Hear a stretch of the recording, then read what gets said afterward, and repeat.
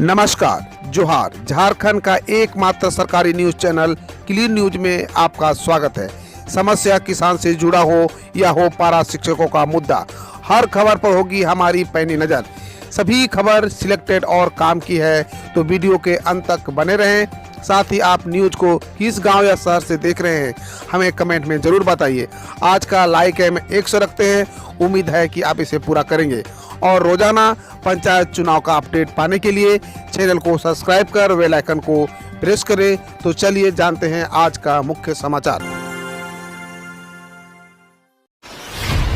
Jharkhand high court का आदेश, रात 8 बजे तक हाजिर हो देवघर डीसी व मोहनपुर सीओ, नहीं तो जारी होगा गिरफ्तारी वारंट। झारखंड हाईकोर्ट के जस्टिस राकेश कुमार की अवकाशकालीन एकल पीठ ने लैंड पोजीशन सर्टिफिकेट के मामले में दायर याचिका पर सुनवाई की। अदालत ने प्रार्थी की दलील सुनने के बाद कड़ी नाराजगी जताते हुए मुख्य सचिव को निर्देश दिया है कि आज रात 8 बजे देवघर के उपायुक्त व मोहनपुर के अंचलाधिकारी यानी सीओ को सशरीर उपस्थित कराएं। यदि दोनों अधिकारी उपस्थित नहीं होते हैं तो उनके खिलाफ अदालत गिरफ्तारी वारंट जारी करेगी। उल्लेखनीय है कि प्रार्थी सुनील कुमार शर्मा ने याचिका दायर कर LPC निर्गत करने के लिए उचित आदेश देने की मांग की है। पंचायत के बाद अब 10 जिलों के 14 नगर निकायों को होगा चुनाव। राज्य में पंचायत चुनाव के बाद अब 10 जिलों के 14 नगर निकायों में चुनाव की बारी है। नगर निकायों में कुल 311 वार्ड पार्षद, 3 महापौर, 3 उप महापौर, 11 अध्यक्ष और 11 उपाध्यक्षों के लिए मतदान होना है। वहीं नगर निकायों के 5 वार्डों के लिए भी उपचुनाव कराया जाएगा। इन निकायों में 2015 में चुनाव हुए थे। वर्ष 2020 में ही उन नगर निकायों में चुनाव टलता रहा। कोविड संक्रमण की आशंका के कारण प्रस्ताव तैयार होने के बावजूद चुनाव नहीं कराया जा सका था। नगर निकायों के लंबित चुनाव कराने के लिए राज्य निर्वाचन आयोग तैयारी पूरी कर चुका है। इन नगर निकायों में वार्डों के परिसीमन और आरक्षण का काम पूरा हो गया है। बूथ गठन पर पहले ही होमवर्क पूरा कर दिया जा चुका है। CM Hemant Soren mining lease आवंटन व सेल कंपनियों में निवेश मामले में 10 जून को होगी सुनवाई। झारखंड हाईकोर्ट के chief justice doctor Ravi Ranjan व जस्टिस सुजीत नारायण प्रसाद की खंडपीठ मुख्यमंत्री हेमंत सोरेन माइनिंग लीज आवंटन एवं सीएम के कार्यवाहियों के सेल कंपनियों में निवेश मामले में सुनवाई करेगी। इस मामले की अगली सुनवाई 10 जून को होगी। हाईकोर्ट ने राज्य सरकार की दलील खारिज की और कहा है कि ये याचिका मेंटेनेबल है। आंदोलनकारियों को हेमंत सरकार देगी विशेष लाभ, जानिए कौन कैसे ले सकेंगे लाभ। झारखंड आंदोलनकारी के रूप में पहचान के लिए अब आंदोलनकारी के आश्रित भी दावा कर सकेंगे। वही चिन्हित आंदोलनकारी भी दूसरे आंदोलनकारियों की पहचान कर सकेंगे। आंदोलनकारियों के चिन्हितकरण के लिए राज्य सरकार ने नया फॉर्मेट बनाया है। उसे मुख्यमंत्री हेमंत सोरेन कल प्रोजेक्ट भवन सभागार में जारी किए। इस कार्यक्रम में प्रत्येक जिले से 10-10 आंदोलनकारियों को बुलाया जाएगा। सबको नए फॉर्मेट की जानकारी भी दी जाएगी। तेज हवा के साथ बारिश की संभावना, जानिए झारखंड के कब होगी मानसून की झमाझम बारिश। अरब सागर की गर्म हवा और बंगाल की खाड़ी में बने नमी के बादल ने झारखंड के मौसम पर मिजाज बदल रखा है। यही वजह है कि राज्य में लोगों को भीषण उमस वाली गर्मी का सामना करना पड़ रहा है। जल्द ही मौसम में होने वाला परिवर्तन लोगों को राहत देने वाला है। मौसम विज्ञान केंद्र रांची के मुताबिक रांची और आसपास के इलाके में आकाश में बादल छाए रहेंगे। हवा की रफ्तार 30 से 40 किलोमीटर प्रति घंटे की होगी। वहीं कहीं वज्रपात भी हो सकता है। तेज हवा के साथ बारिश की भी संभावना बनी हुई है। झारखंड में कभी भी बंद हो सकता है। HEC केंद्र से मांगे गए 1000 करोड़। 8 महीने से कर्मचारियों तो 1 साल से अफसरों को नहीं मिली है सैलरी। रांची स्थित हैवी इंजीनियरिंग कॉरपोरेशन लिमिटेड की हालत बदतर है। इसकी आर्थिक स्थिति इतनी खस्ता है कि यह देश के रणनीतिक क्षेत्र के कार्यादेश का भी पूरा नहीं कर पा रहा है। कामगारों को 8 माह और अफसरों को 1 साल का वेतन बकाया है। HEC के तीनों प्लांटों के 50% से अधिक शॉप में कच्चे माल नहीं रहने से उत्पादन ठप है। झारखंड आंदोलनकारियों को नए सिरे से चिन्हित करेगी सरकार। 3 से 7 हज़ार तक मिलेगा पेंशन। झारखंड में नए सिरे से आंदोलनकारियों के चिन्हितकरण की आगाज हो गया है। झारखंड मंत्रालय में मुख्यमंत्री हेमंत सोरेन ने नए प्रपत्र का लोकार्पण किया। इस मौके पर हेमंत सोरेन ने कहा कि देश की आज़ादी से कम नहीं थी। झारखंड अलग राज्य की लड़ाई, सरकार अलग राज्य की लड़ाई में शामिल अंतिम व्यक्ति को भी सम्मान और पेंशन देना चाहती है। झारखंड अलग राज्य की लड़ाई में शामिल आंदोलनकारियों का नए सिरे से चिन्हितीकरण का कार्य आरंभ हो गया है। राज्य की हेमंत सोरेन सरकार ने झारखंड मंत्रालय में इससे जुड़े नए प्रपत्र का लोकार्पण किया। इस मौके पर झारखंड के आंदोलनकारी सांसद शिबू सोरेन बतौर मुख्य अतिथि मौजूद रहे। उद्योगों पर नए श्रम कानूनों का होगा व्यापक असर। भारतीय उद्योग परिसंघ के झारखंड चैप्टर की ओर से शुक्रवार को नए श्रम कानूनों के उद्योगों पर होने वाले असर को लेकर एक कार्यशाला आयोजित की गई है। सेंटर फॉर एक्सीलेंस बिष्टुपुर में आयोजित इस कार्यशाला में केंद्र सरकार की ओर से हाल में लागू किए गए 4 लेबर कोड श्रम संहिता पर चर्चा की गई। जमशेदपुर के उप श्रम आयुक्त राजेश प्रसाद ने प्रतिभोगियों को श्रम संहिता से प्रस्तावित परिवर्तन के बारे में बताया कि उद्योग को कैसे प्रभावित करेगा। पुरानी पेंशन बहाली के लिए 17,240 करोड़ करे वापस, पत्र में पीएम से छत्तीसगढ़ के सीएम।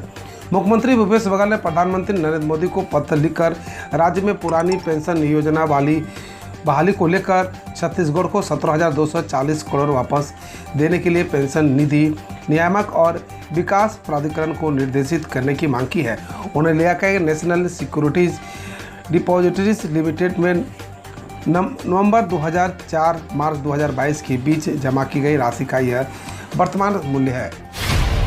अरबपति गौतम अदानी ने कहा, हम उत्तर प्रदेश को 70,000 करोड़ निवेश करने जा रहे हैं। अरबपति उद्योगपति गौतम अदानी ने यूपी इन्वेस्टर्स समिट की ग्राउंड ब्रेकिंग सेरेमनी 3.0 में शुक्रवार को ऐलान किया है कि अदानी समूह राज्य में 70,000 करोड़ का निवेश करेगा।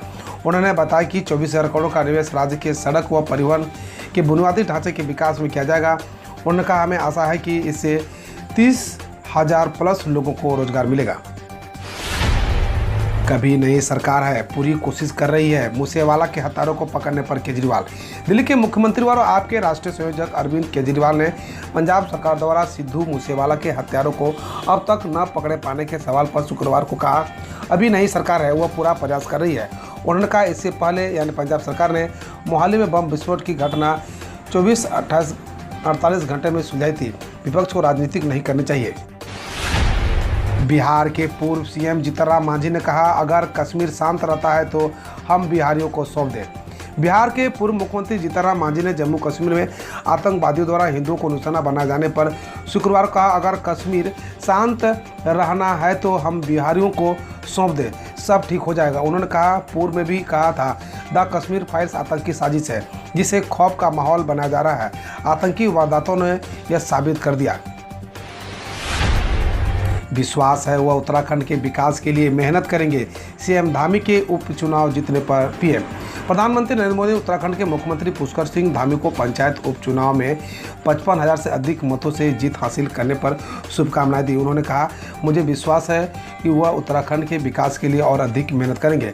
सीएम धामी ने प्रधानमंत्री का आभार जताते हुए कहा, आपके मार्गदर्शन में उत्तराखंड को आदर्श राज्य बनाने के लिए प्रतिबद्ध है। पंजाब के सीएम भगवंत मान ने सिद्धू मूसेवाला के परिवार से की मुलाकात।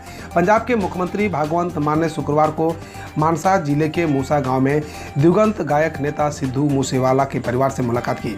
रविवार को मूसेवाला की गोली मारकर हत्या कर दी गई थी। राज्य की आप सरकार के खिलाफ स्थानीय लोगों के प्रदर्शन के बीच मूसेवाला के घर के पास और गाँव में बड़ी संख्या में सुरक्षा बल तैनात है।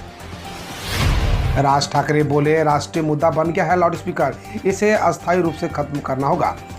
एमएनएस प्रमुख राज ठाकरे ने गुरुवार को अपने ट्विटर हैंडल पर पार्टी के कार्यकर्ताओं के नाम एक पत्र पोस्ट कर लिखा, लाउड स्पीकर अब एक राष्ट्रीय मुद्दा बन गया है, इस मुद्दे को अस्थायी तौर पर समाप्त करना चाहिए। उन्होंने लिखा, लाउड स्पीकर पर प्रतिबंध लगाने के लिए व्यापक प्रदर्शन की जरूरत है। यह अभियान धार्मिक से ज़्यादा सामाजिक है। हाई लेवल बैठक एक्शन में अमित शाह दिए सख्त आदेश। कश्मीर में टारगेट कलिंग के मामले को लेकर गृह मंत्रालय की हाई लेवल मीटिंग खत्म हो गई। गृह मंत्री अमित शाह के साथ सेना प्रमुख raw chief LG Manoj Sinha, Ajit Doval मौजूद रहे। शाह ने इस पर कड़ा रुख अपनाया। उन्होंने अधिकारियों से कहा कि आतंक फैलाने वालों से सख्ती से निपटेंगे। कश्मीरी गैर कश्मीरी सबकी सुरक्षा सुनिश्चित हो, आतंकवादियों को बख्शा न जाए, इसके साथ ही खुफिया सुरक्षा दायरा और बढ़ाया जाए। रूस यूक्रेन युद्ध पर पूछे गए सवाल पर एस जयशंकर ने साफ किया रुख। ग्लोबल सेक में हिस्सा लेते हुए विदेश मंत्री एस जयशंकर से पूछा गया था कि रूस यूक्रेन जंग के इस माहौल में भारत अमेरिका का साथ देगा या फिर चीन के साथ खड़ा होगा। जयशंकर ने स्पष्ट करते हुए कहा, भारत के ऊपर कुछ भी थोपा नहीं जा सकता। भारत अमेरिका या चीन के नेतृत्व वाले किसी भी खेमे में शामिल नहीं होगा। भारत को किसके साथ जाना है इसका फैसला वो लेने में सक्षम है। कर्नाटक में पुल से नीचे गिरी यात्रियों से भरी बस, 7 जिंदा जले। कर्नाटक के गुलमबर्ग में एक यात्री बस पुल से नीचे गिर गई। हादसे के बाद बस में आग लग गई, जिसमें 7 यात्रियों की जलने से मौत होने की आशंका है। वहीं 16 घायल यात्रियों को स्थानीय अस्पताल में भर्ती कराया गया। बताया जा रहा है कि बस में 29 यात्री सवार थे, जो गोवा से कर्नाटक के रास्ते हैदराबाद जा रहे थे।